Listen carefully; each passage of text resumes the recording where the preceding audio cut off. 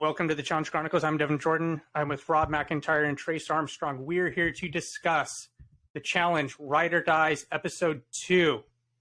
We discussed Battle of the Champions earlier this week, a potential cast that was relevant for about 30 seconds before the actual cast came out. We plan to do a patron bonus episode sometime this weekend on the cast that was released.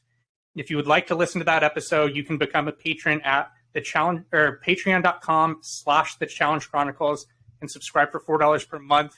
What did we think of episode 2? I thought it was very good. I had a lot of questions about some certain things, but I thought it was very good overall. The mission was long, but what are we gonna do? God, did this show miss Johnny Bananas? Like, just fucking breath of fresh air at this point. Like, I did not like last week's episode, and it was mainly because of the editing. I felt like there was good content in there somewhere, but it was just edited, probably because of all the COVID issues they had. This week, I was like, this was great. Really enjoyed the episode. Really was thankful that they kept the seizures to a minimum this week. I didn't think the mission was that bad, even though it goes against the principle of everyone going one at a time.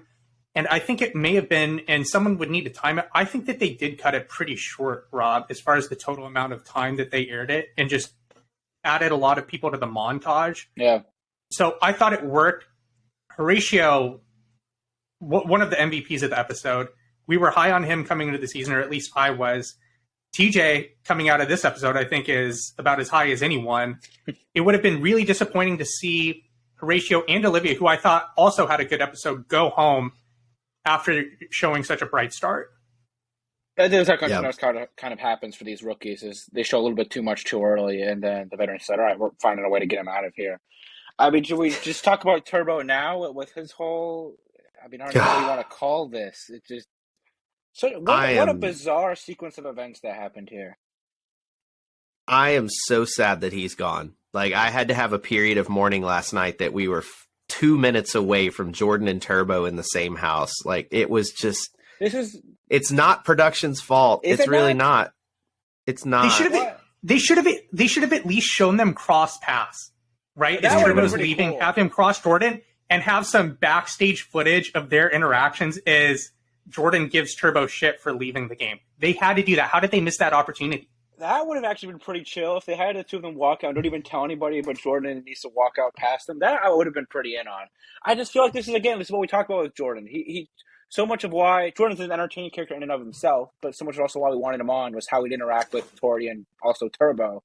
And this was the issue with bringing him on after 2 episodes. You could tell as soon as you see Turbo on the boat yelling at Laura, you're like, all right, this could go really quick.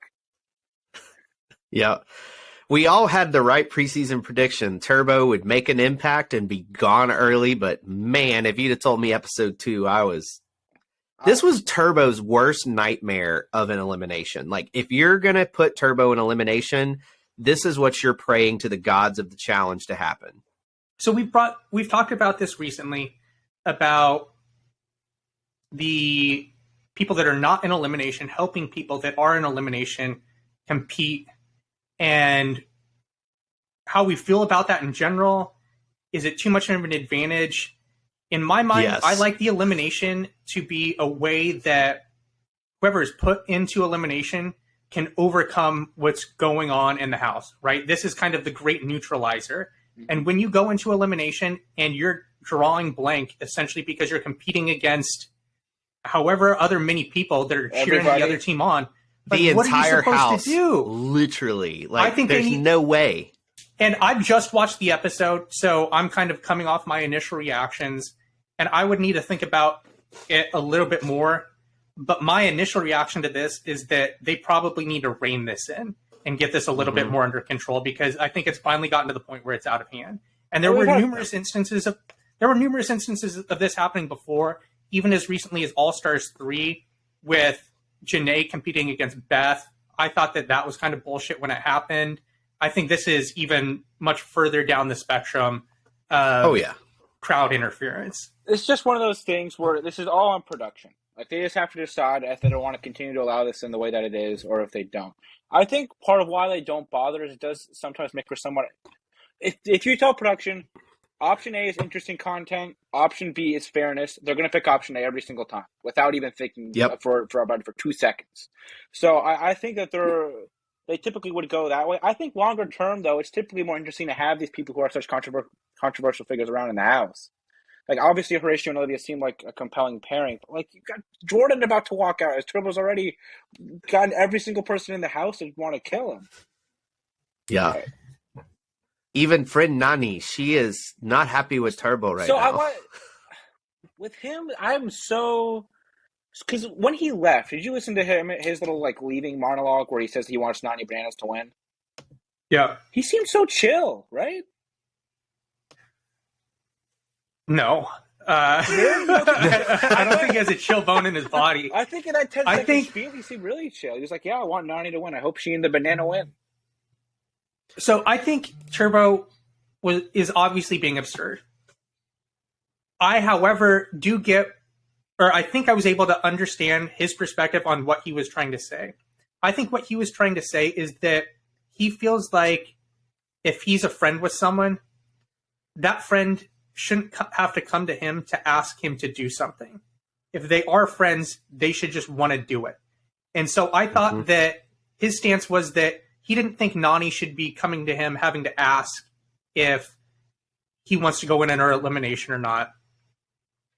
Nani should just take it upon herself to save him. But I think coming from Nani's perspective, she just wanted to know, did you actually want to go in? Like, I've heard you've been like chirping off at the mouth that you want to go in. Like, is this something that you actually want? She just wanted clarification on the matter. And this is the person that is supposedly communicates with Turbo the best of anyone that's ever been on the show, and this is what happened. I don't think it's... Turbo's just going to Turbo, most frequently, certainly. I mean, well, just very strange, the whole thing. I think it was very clear to me, or at least it certainly came off to me, that Nani was just like, do you actually want to go in? Like, she was legitimately curious. She just had heard rumors and was trying to get that settled down, and he very clearly did not take well to that. I mean, if she actually was curious, she probably should have just asked Tamara, right? Like, just asked his partner what her opinion on the matter was. I mean, she was as quiet as a mouse for most of this episode. I don't know how much control she had over anything. I thought that the editors did a good job with Tamara in the sense that they did include a very key confessional from her that took place after the interrogation, where Turbo walks up, he leaves in some outfit out of Lord of the Rings with like a cut off the hoodie he was wearing cape. was unbelievable, dude. Like, what the heck was? He looks like a Dementor or something. And he tells Tamara to come and follow his lead and leave, which on the face of it looks really bad. But they included a confessional from Tamara where she says that she made a promise to Turbo that they would handle this situation a certain way, that if they were going to come on, that they had an agreement for what they were going to do. And so I do understand that. But did he even want to be on this season? Did he just want to show up and get the money? That was my next thing. No. Which is he just wanted... I think he legitimately wants to be there. He just has zero social skills whatsoever. But this hasn't been the precedent in the past. Like, he certainly had obviously, look, he was thrown off the show for a blow up with production, so he's had that issue. But he'd been on went through basically all World of Worlds 1, where there was one really significant blow up we knew about with Hunter. Outside of that, he had some stuff with Bear, but so did everybody. He was actually relatively tame in his interactions with Bear. And then World of Worlds 2, he has all the stuff with Jordan. But, like, I don't know. It was never anything, like, this seemed untenable. Like, it just, I don't know how this would have gone on for another week. Like, if people are scared of Pauly showing up on the show with them, like, with Turbo like this, like, that has to be a concern. What's the next biggest point that we want to talk about next? What's the next highlight? Mom gets sent home again. Yeah, how about that? Oh, my God, dude. Emmy, how dare you? You betrayed me. And it's like, dude, you just met her right before y'all started the season, and she got on this nutty show and went, fuck this, I'm out. Man, so I saw a very brief amount of content on Emmy before this season started. And based off of the content that I did see, this is not a surprise whatsoever. She probably just didn't know what she was getting into, right? Yeah. She probably didn't know what the show was about. She shows up and is taken aback by what's actually going on. There's a COVID lockdown. There's all kinds of chicanery. It's the challenge. And she just went, no, I'm not doing this And by. that's the issue with casting in this way, right? When you keep casting people who don't know what the show is going on, they go on the show and it's like, what am I getting into here? I don't have no clue what I'm expecting. And why are you casting someone like Nam who can't even find his own partner? They find him his own partner, and then they get screwed over again. It's like, why do you keep going back to the well with some of maybe they these just people? felt they were light on international, so they wanted a bit more of that. But it feels like there's so many other routes they could have gone than this one. Yes. There's so many routes they could have gone here. And it's why do you keep doing this to yourself? It's like a child who every time they stand on something and they fall every time, and they keep getting up and falling again and being surprised that this is what happens. They bring back Casey. This is what we alluded to at the end of the episode last week. Casey pretty much got an immunity idol for a week. Really? And was able to skate to this point. I don't know how I feel about that. Look, that alliance is completely stacked at this point. Well, that's why I was so interested when everyone thought Laurel was like in some big trouble. I'm like, she's friends with all these people. I think she's going to be fine if she wants to be. Well, I think she could be. I felt that way. Okay, first of all, and second of all, I think she still might be, just because of the format of the show. Like, if they can throw 4 people into the whatever, what's the elimination called? The zone. The zone. Yes. So when they get thrown in the zone, if Horacio, if Handsome Rob and it's Horatio. It's nothing like me. Isn't that that's from the Italian Job, isn't it? Did you guys? It is. That's why I said it. That? I just did Handsome Rob. That's why I said it. Pat Mayo had a different. What did he call him? Like sexy version of me. Sexy Rob. Sexy Rob. Horatio is Sexy Rob. I went with Handsome Rob because of Italian Job.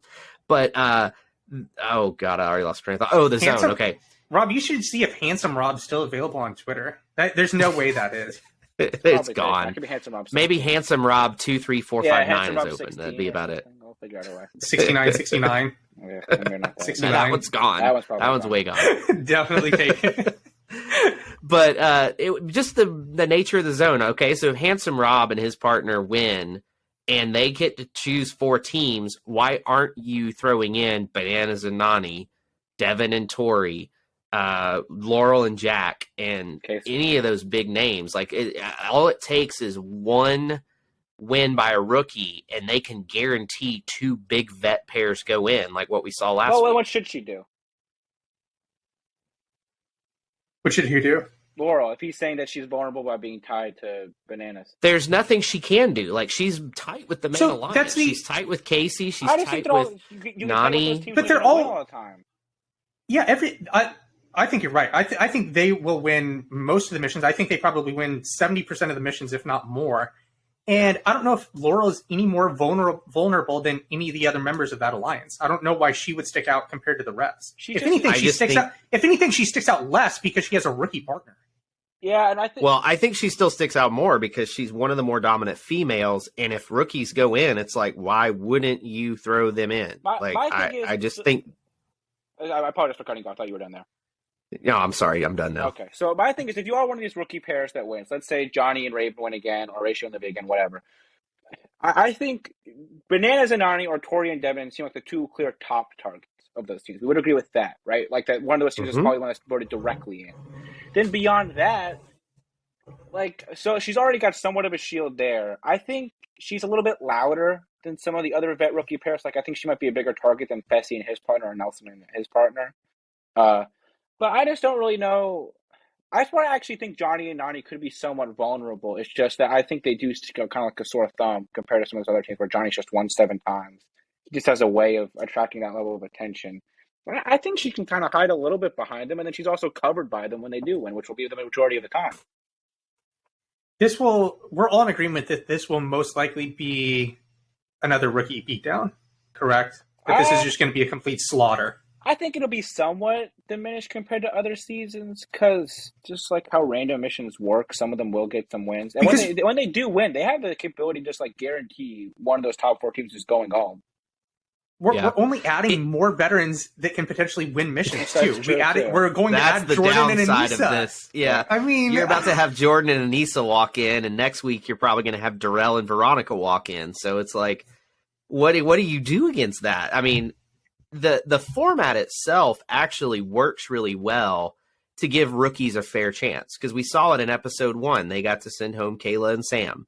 And while they were not the most powerful vet team whatsoever, they still made the correct decision with throwing Tori and Devin in. So like, it just didn't fall their way the exact way they wanted it to. But like, the format is set up that if you can be a rookie and be competent and win a daily, you can really mess up the main alliance really quickly. Let's think about it like this, though. After this week, if Horacio and Olivia win again, do you think that they're going to take a shot at the veteran alliance? Yeah, what else now. are they going to do? The lines are drawn. I don't know. Try and stay under the radar? I don't know, man. I think that's such a way to get out in like episode 6. Like, what are they going to do? They're I think fucked. Your best option at that point is like, how do we win the most missions? Really, when you're already on the bottom, like you just have to try to find a way to knock out people who are really likely to win missions. So Bananas and Nani and Tori and Devin primarily. That's what my way to go about it. I just don't think you have any chance if you're going to be one of these teams that tries to like sidle up to the veterans in some way. We've talked about that before. That is the MO of Johnny, right? That is the entire way that he plays, is he tries to get the strongest people that are going to win missions, group up with them, and try and just march forward until the end. We've seen that time after time. I almost wonder if Horacio can show that he can win some of these missions and try and reach some type of agreement with Johnny, especially now that Horacio has some type of relationship with Laurel. Like, I almost wonder if that's a somewhat viable path. I'm saying I don't know, but I don't know like the exact relationships that they have in the house. I think that could buy him a couple weeks. I mean, the one thing you could say with this format is if you're not one of the targeted 4 teams by one of these groups, then you're actually going to be safe as long as you can stay out of those targeted 4 teams. So that's where it was interesting with Jay and Michelle seem to have this strategy of let's try to play the middle and just not be in those targeted 4, and that came back to bite them already. And Jay made the absolute stupidest political move that they could have possibly made in that situation. I don't agree with you on that. Okay, why? I think it's kind of a coin flip decision. I mean, if he is that, we don't know to the extent his relationship with Johnny Middlebrooks. But if it is that close, like if you're going to just burn your immediate ally right now and torch that bridge, that word around that's going to spread around the house. Then you become known as a backstabber, and it's like, you know, he's already on the bottom of Johnny's totem pole. I don't see much way he works his way up.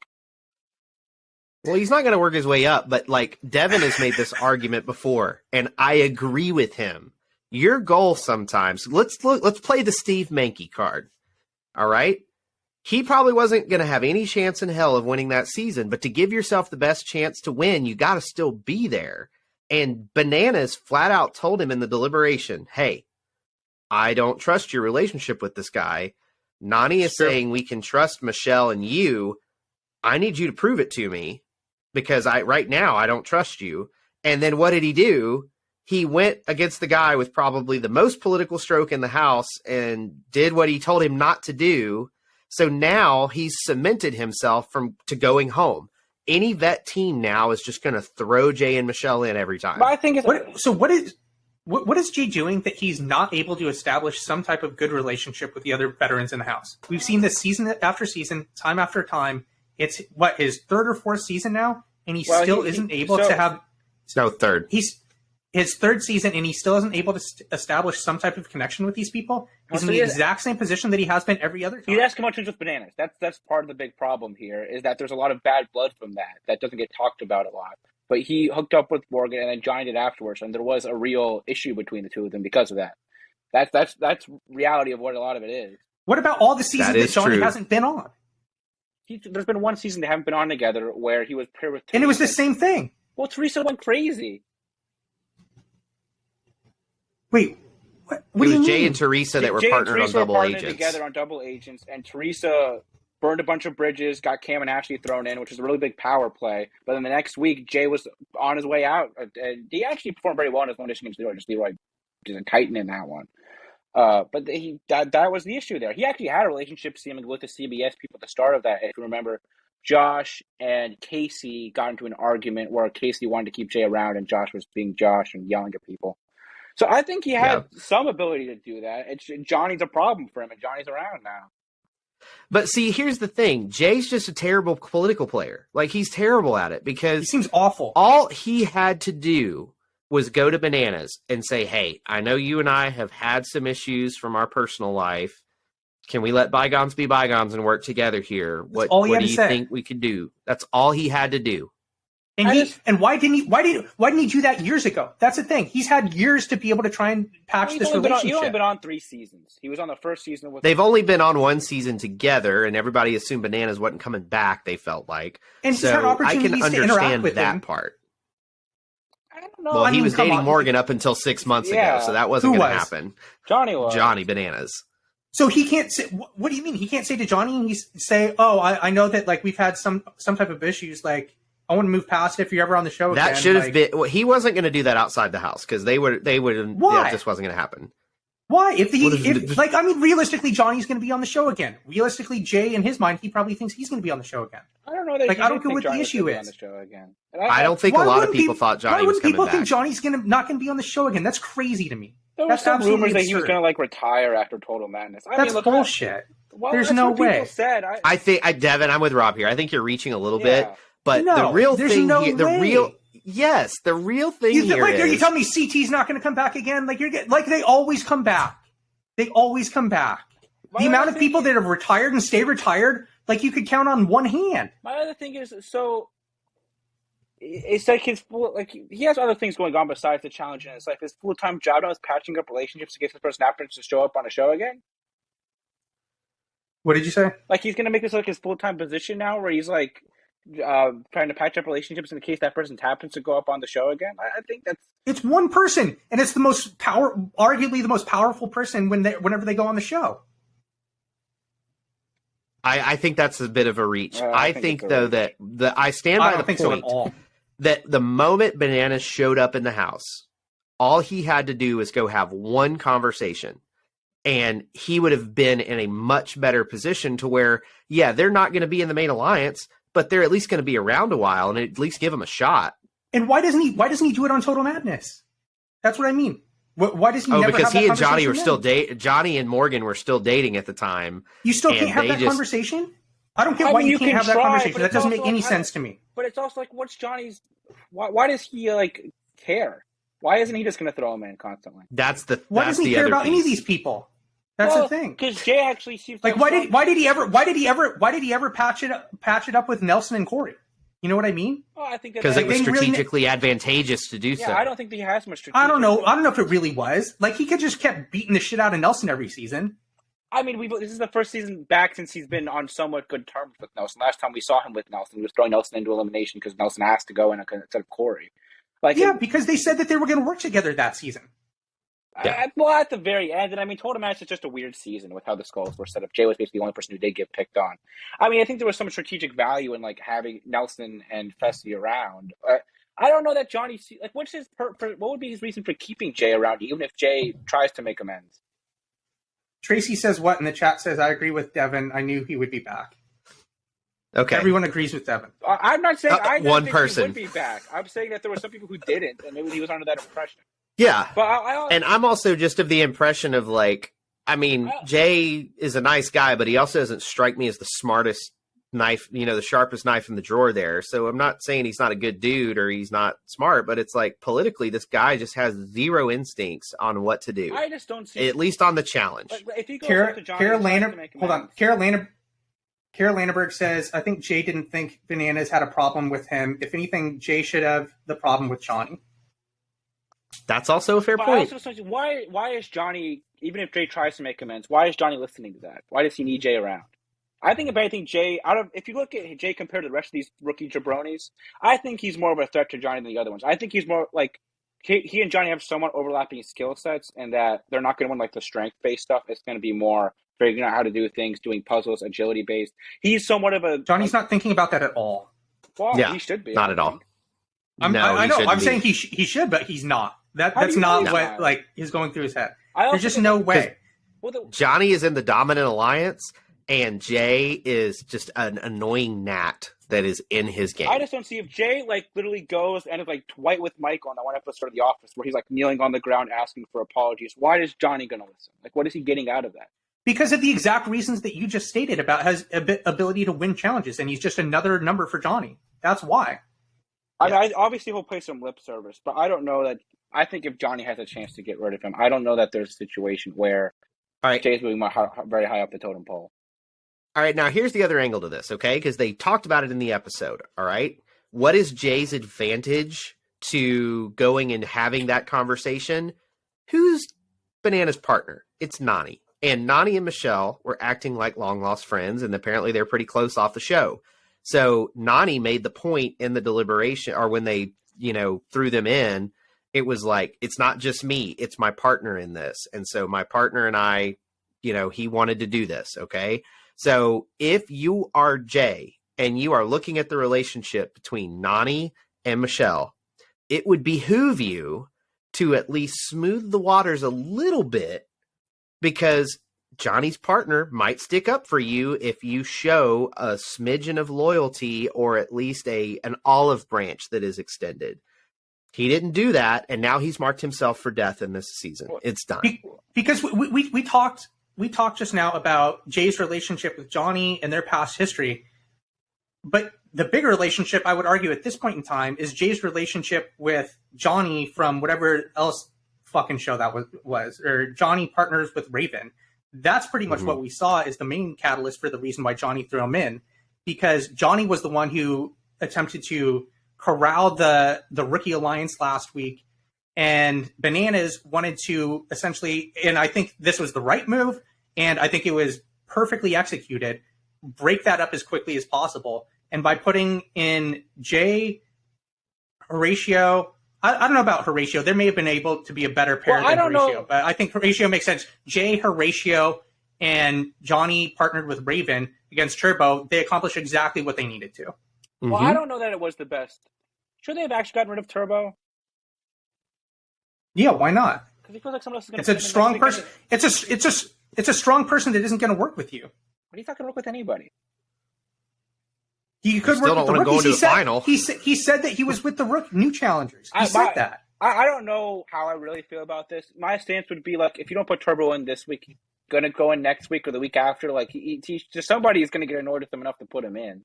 If you really wanted to break up that like core contingent that you were looking at, I think you could have just thrown in all the rookie pairs, and plus Jay and Michelle, and then really actually gotten rid of one of them.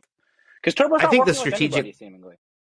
Yeah, and I think that's the reason why you throw Turbo in, is because Turbo is completely unpredictable. So if Turbo wins a daily, who the fuck knows what he's going to do? I mean, I think we didn't see any indication that he wasn't working with the rookies, and we saw every indication that he wasn't working with the veterans. I think that's what we saw.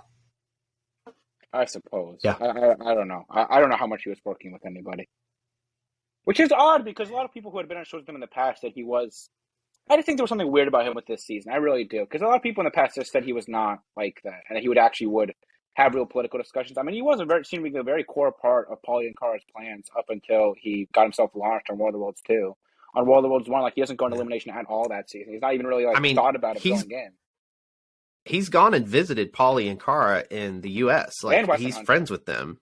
Yeah, like, it's not like this dude doesn't have social relationships. I just wonder if this season he just showed up and decided to be Turbo the character and not Turbo the person, because, like, what it made me laugh. I legitimately laughed out loud when he did his little flip into the water and he was like, "I'm Turbo, I action star, I do action." Like, I thought that was freaking hilarious. Is there any chance he was like, he didn't really want to be there that long? Just like, let's see how many people I can take out in elimination. Like, that was his game plan?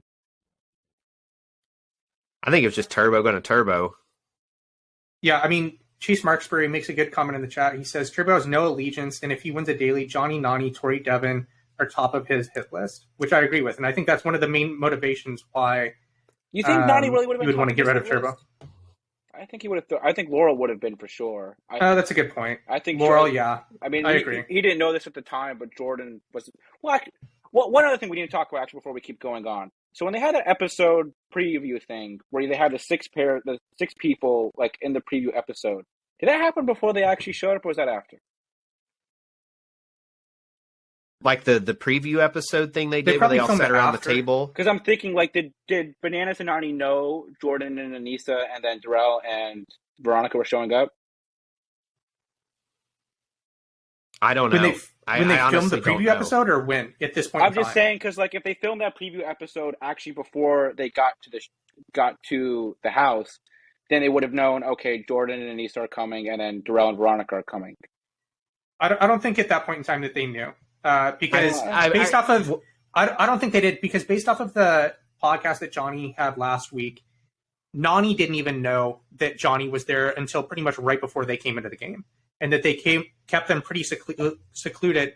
But other people knew that Johnny was going to come into the game because they found a pair of his shorts that said bananas in the laundry. It kind of got out into the open, and the cat was out of the bag. Production is so incompetent. Like, dude, I heard that story, and I literally went, like, you're about to have a big game-changing surprise, and Johnny's shorts are in Nom's laundry.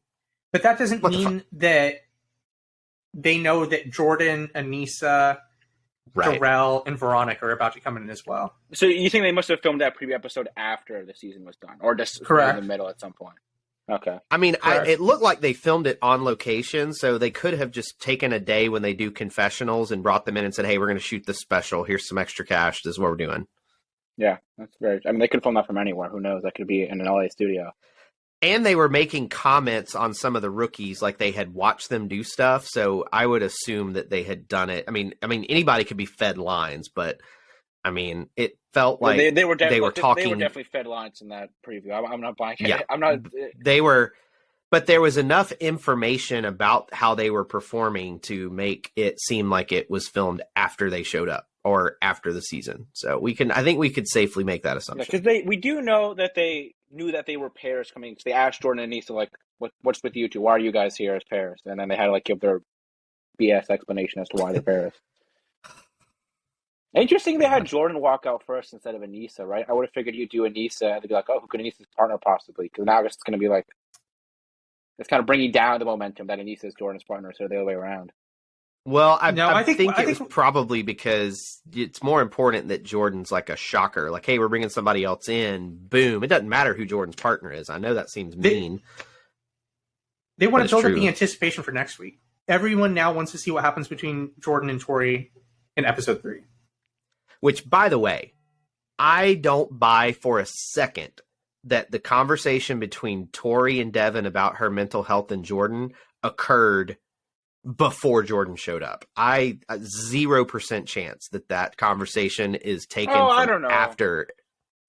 And they were just planting the seeds for this episode, and they went and grabbed that conversation from after Jordan shows up. I mean, that was pretty much like a fucking Pfizer commercial. I was a little uncomfortable with that. Yeah. I felt like they could have handled that a little bit better. It was... I mean, look, the show has had plenty of people dealing with mental health issues in the past, so I think it's actually not the worst thing for them to show somebody, like, taking the reins on that. I think they should... I think that it's fine that they show that someone is talking about that and saying that they are dealing with mental health issues and dealing with that. I don't think that they should necessarily, like, you know, like, broadcast, like, taking drugs is the ideal way to solve that. Like, no, that's like, fair. It's one of 2 countries in the entire world where you can advertise pharmaceuticals. Like, I don't think that's probably, like, and as the someone most suitable way to broadcast it out and talk about it. And as someone who has taken antidepressants for years, and I got off of them about a year ago, antidepressants are one of like 5 things you do as part of your mental health depression plan. Like, you know, like it's not like the medicine itself is not going to solve your depression. It's part of a full thing of counseling and eating healthier and getting sleep and taking your like, and then eventually, hopefully you can get off of it. Exercising. I'm doing better about that now. I wasn't a year ago, but like it's part of the process of always battling, because I'm always going to battle depression. Like, I had to come to that term, but you get healthier and you learn how to deal with it. And so, like, I hear where you're coming from, because I had a twinge of that reaction, but I didn't have as big a problem of it, because I feel like, to give production some grace on that conversation, I don't think they really edited around that conversation. That was just, they wanted that moment to be what that moment was of them talking. So I don't have as big a problem about it. But yeah, I do feel like I would have liked a little more exposition, but you can't feed them lines when they're having an authentic moment. So I mean, they can try. They've done that in the past. They could try, but it would shut down the authenticity of the moment. I can see what you're getting at, where, like, obviously that's something that's prescribed to people. They should not be doing that just off the cuff, off the street. So I can see where you're coming from with that.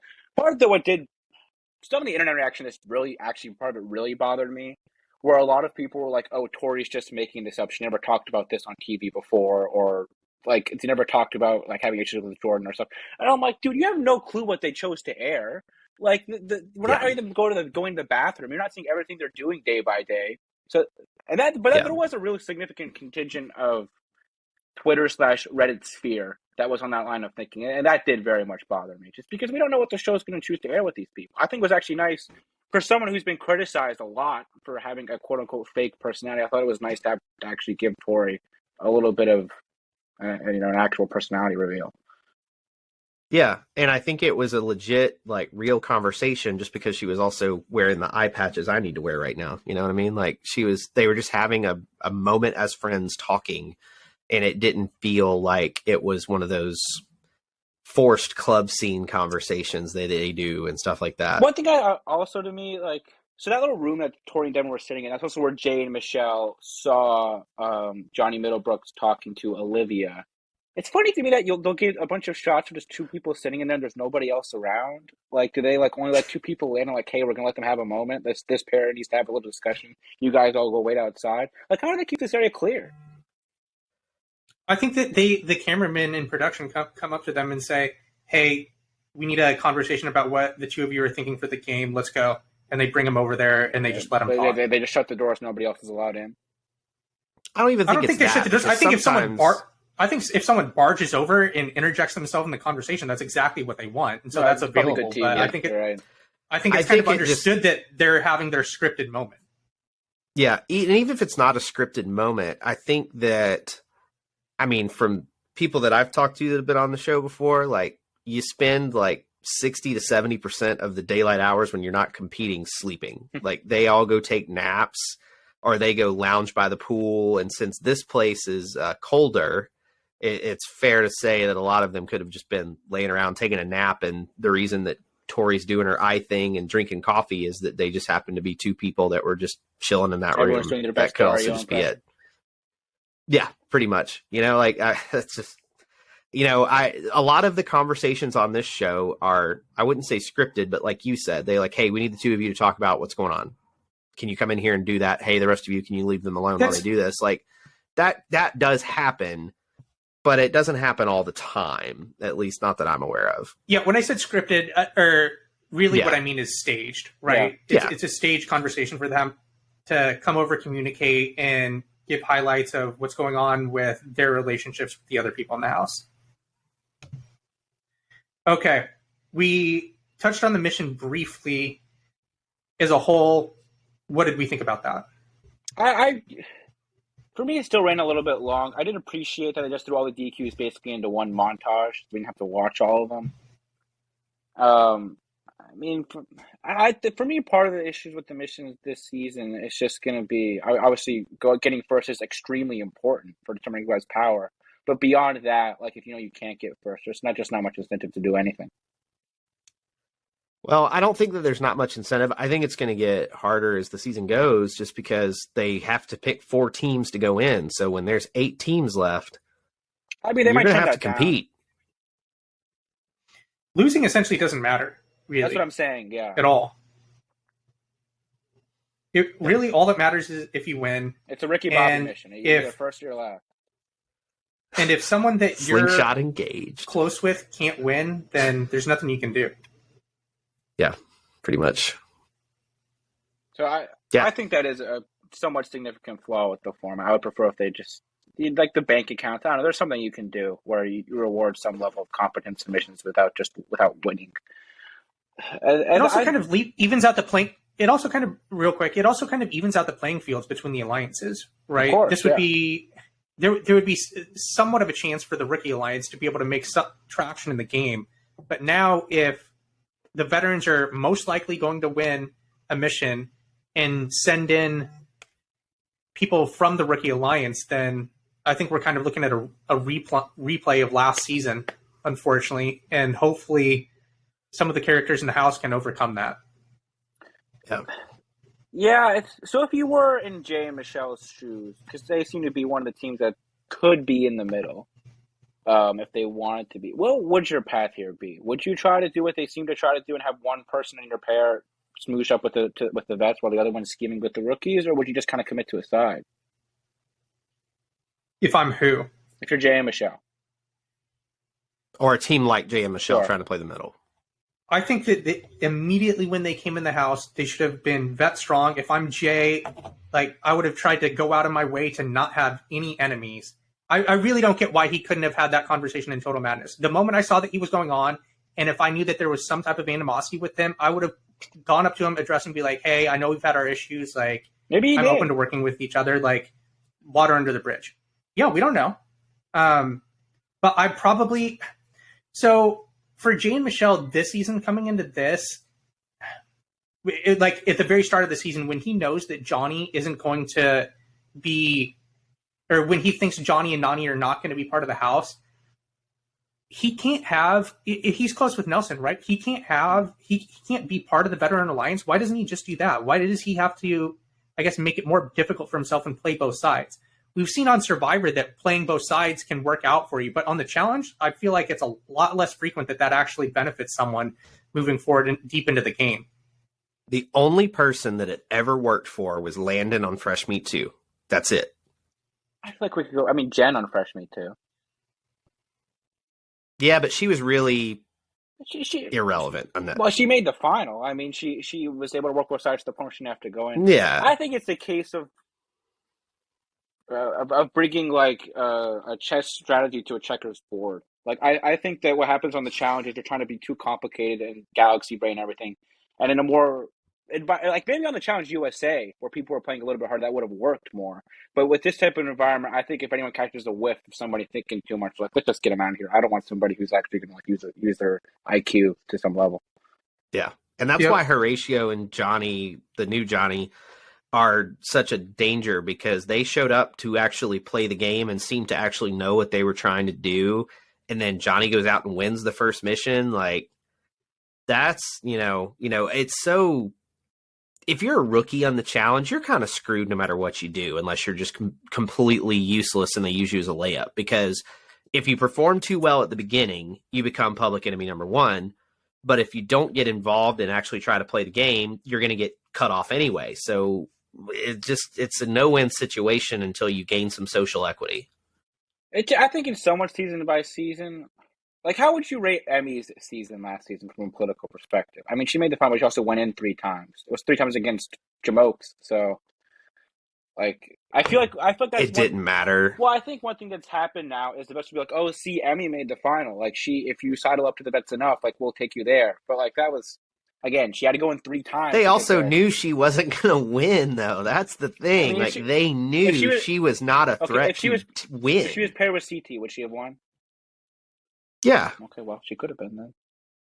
She could have been, but they also were like, like if this turns into an individual final, I don't have to worry about her. Whatever. So, it is what it is. Anything else from the episode? Because I'm running short on things there was a lot that happened this episode. Like I felt like the 90 minutes just flew by. Like I actually really, really enjoyed this episode a lot. I thought it was interesting. We speculated on this before the season. I think Trace and I were of the mindset that Devin and Johnny were going to be fine and work with each other. I think I was on that boat too. What the editor showed us. I thought you were a little bit more skeptical. I was pretty all over them being the 2 teams that were in control of everything. When Johnny came into the house and they showed the reaction of those 2 first being around each other, I thought it was pretty funny. Johnny moves the beds closer to each other, which, funny enough, that's when you go to Europe, that's what they do. They pretty much put the 2 beds right next to each other, which I did not expect before I went on my trip. I was thinking, is Wes Bergman getting like a 10% cut if one of them wins this season? Like he's definitely going to have to patch things up, right? Well, no, I kind of heard some of the back piece of this. Like, Johnny and Devin made up off camera. At what point? I can't remember the exact time frame, But part of the reason Devin made it back on the show was they patched their stuff up, and Devin went on Instagram and like apologized for his behavior in that situation as well. And that opened the door, and Wes really kind of helped broker a lot of that. So now whether he helped broker the repair of the relationship between Bananas and Devin, I don't know. But I would assume that part of that comes into play because Wes and Johnny, they were always friendly off the show, but I would say that they're actually friends after Total Madness. And so there is a large chance that Wes was like, you really should cut Devin a break and talk to him. Greg Washington in the chat goes, the vets all like each other too much to not go after the rookies only. And I agree with that. So it'll be interesting to see after they clear out all the rookies what actually happens. We're going to have... We got some time. Probably a few... We're going to have a few weeks of some snoozers unless drama happens in the house. Well, that is one interesting thing. Is this a more interesting season if there's a bit of back and forth between the two groups, or if one group just kind of swamps the other one that has to eat their own a little bit earlier?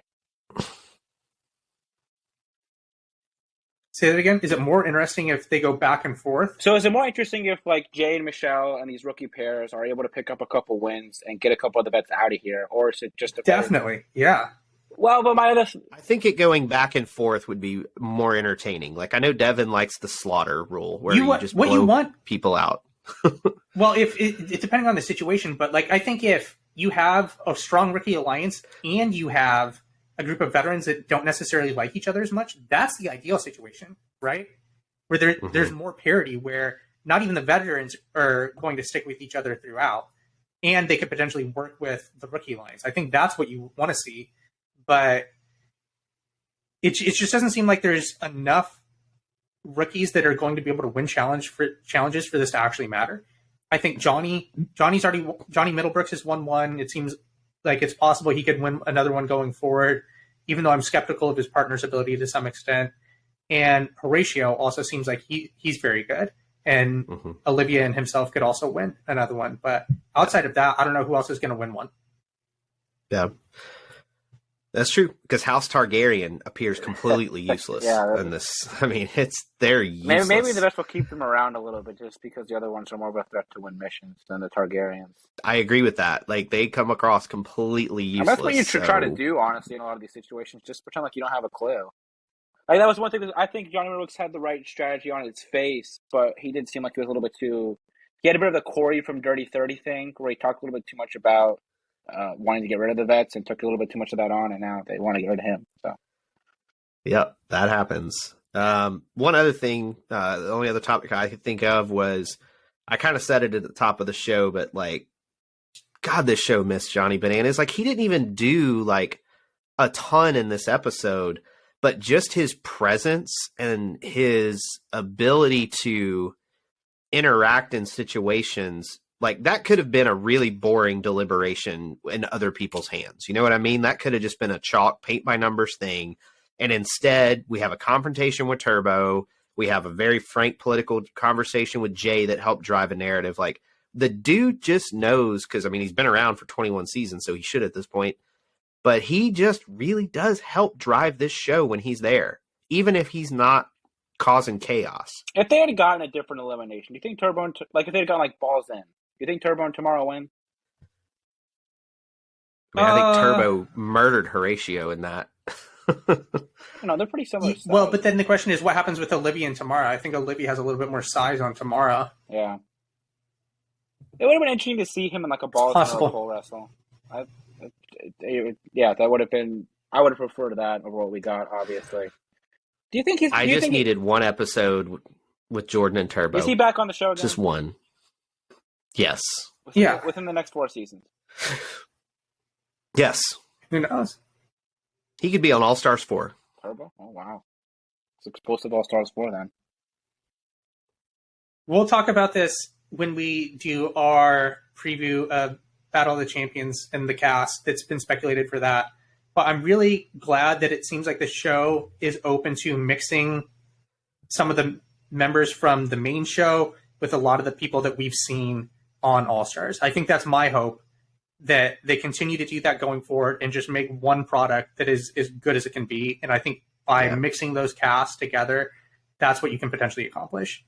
And what's really good too is like what we've seen on All Stars from some of these people, like you can probably ride this wave for about 3 more years. You know what I mean? Like they can create enough compelling seasons by mixing and matching these All Stars with the current cast and maybe bring in more rookies. Like instead of bringing in 8,000 rookies, bring in 6 to 8 quality rookies. And now House Targaryen's useless, but Johnny and Raven and Horacio and what's his partner's name?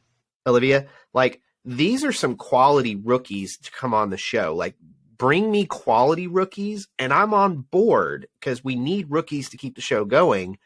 But we can't be bringing on these jamokes that think they're on the Jersey Shore. I just think they need to know what the show is before they come on. That's a top line guarantee for me. So I'll bring this up now. Do we think that Johnny and Horacio, right? We think that those are potentially good cast members to have on the show, right? Do we think that has happened based off of their production skill, or do we essentially think this is random chance and you got to stumble into some good ones every once in a while because they haven't stumbled into a good one in a while? I think it's more the latter, and I think a lot of it's on them in the sense that like their agents got the deal and they took it upon themselves to make connections and learn about the show.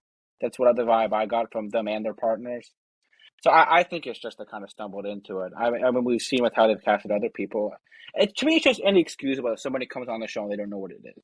I feel like they have to know what it is to come on. Even if they are from an international country, send them a couple of seasons, give them an actual thorough breakdown of what the show is about. For someone to show up on the show, and Emmy is far from an anomaly with some of these international cast members. For a lot of them come on, they have no clue what they're getting into. Because this show doesn't have... There's not a lot of shows like this show internationally. So they think they're coming on, it's just like some dating show, and it's just not. Or it's like Survivor, where we're going to lay around and then we're going to do like a mission and then we're going to vote somebody out. It's like, no, you actually have to compete and you have to do politics. Oh, and you're going to lay around a lot too.